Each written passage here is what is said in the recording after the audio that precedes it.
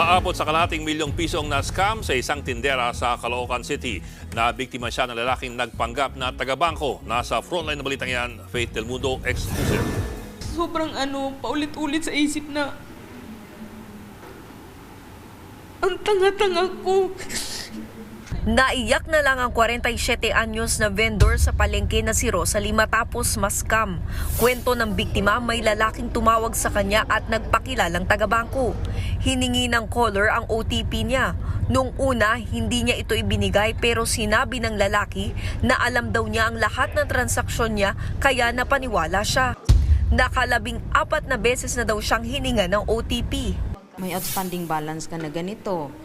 May yung amount na alam ko na bayarin ko, alam niya. Binigay ko na naman, nawala na ako dun sa pag-iisip, na mental block na ako. Lahat ng pinadala niya sa akin, ko na, sumunod na lang ako ng sumunod. Nalaman na lang niya na naloko siya dahil tumawag ang bangko sa kanya.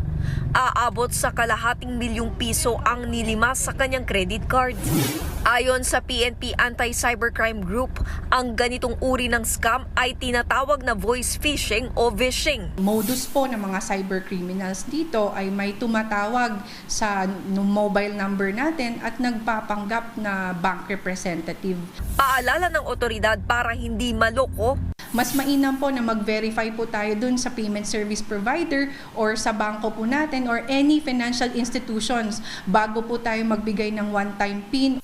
Nasa 34 ang mga nahuling sangkot sa phishing ngayong taon. Nagbabalita mula sa Frontline, Faith Del Mundo, News 5. Mga kapatid, Ed Lingaw po, maging maalam at may pakialam sa mga napapanahong balita sa ating bansa.